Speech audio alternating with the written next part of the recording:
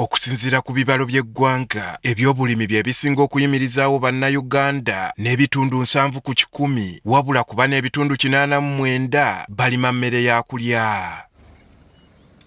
Wadde nga gavumenti ezeevayo n'enteekateeka ez'enjawulo okukulaakulanya ebyobulimi, era abantu bangi bakyalemedde ku ky'okulima emmere y'okulya yokka. Mu mbeera eno, gavumenti ng'eyita mu nkola ya Parish Development Model weeviiriddeyo okukwatagana n'ebitongole eby'enjawulo omuli Operation Wealth Creation, gavumenti ez'ebitundu n'ebitongole ebirala okulaba nga batumbula ebyobulimi. Tugenda kwegattira mu biti bina. Ekiti ekisooka ky'ekyokusomesa n'okulambika abalimi n'abalunzi mu ggwanga. Nga buli muluka tugenda kuteekawo ekifo awatendekerwa abalimi n'abalunzi. Mu lufuutifuuti tukiyise Practical Training Center. Okusinziira ku gavumenti, enteekateeka nnyingi ziteekeddwawo kyokka nga tezituukiriza kinyusi kiziteekesebwawo. Zo ssente ng'eggwanga ziri ez'okuteeka mu bulimi n'obulunzi, naye kiki ddala ekituufu abalimi abo abalowoozebwa nti bakola bulungi, kiki kye bakola ekisukkulumye ku bannaabwe ekibafudde ab'amaanyi? Ne tusobola okukisomesa abalimi abalala nabo ne bakola kyekimu era ne bagaggawala. Ku ebyo bye bagenda okussaako essira kwe kwagazisa ettundu erisinga obunene mu ggwanga nga bye bavubuka eby'obulimi n'obulunzi oluvannyuma lw'okukizuula nti bangi tebakwettanidde. Naye twagala okulaba nti tubayingiza mu kulima n'okulunda, si mu buwaze naye okubalaga omugaso n'obugagga obuli mu kulima. Balime okutunda ensuku z'abakitaabwe ne bajjajjaabwe ezigudde akaleka mu byalo, bajje mu kibuga okukolerera ekiwagu. So tujja batuukako obutereevu mu buli kitundu bwe bali. Era bakizudde nti abamu abayingira omulimu ogw'obulimi tebateekebwateekebwa kimala kusobola kubiganyulwamu. Bangi olowooza nti bw'oba ofunye kapito oba omaze, oba oluusi owulira nti enkoko zifuna kiralo n'oddukira eyo, era bangi bafiirwa nnyo.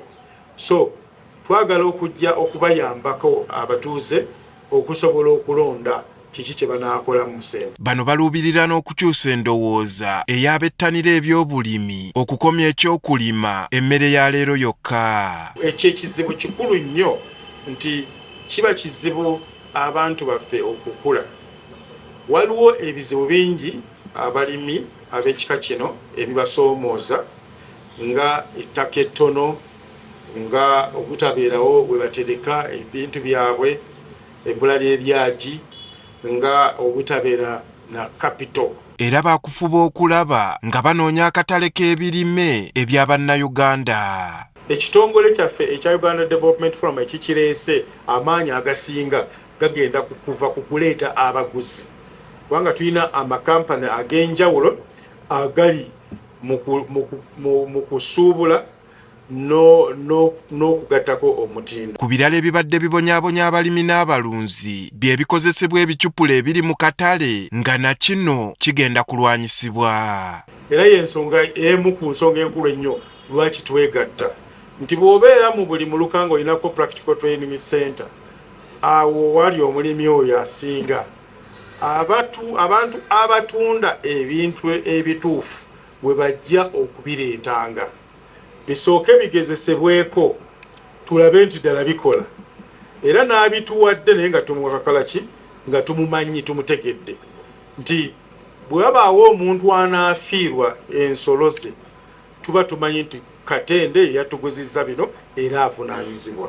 Mu ngeri eno okulaba ng'enteekateeka yaabwe evaamu ekigendererwa mu mwoleso gw'ebyobulimi ogutegekebwa buli mwaka mu Gwomukaaga guno, batonzeewo Wealth Creation Village we bagenda okuŋŋaanyiza abakugu n'abalimi abatutumufu okubangula abantu, ng'omwoleso guno ne bwe gunaabanga guwedde ekifo kino kyakusigalirawo ddala abantu okuddukirangayo okwebuuza.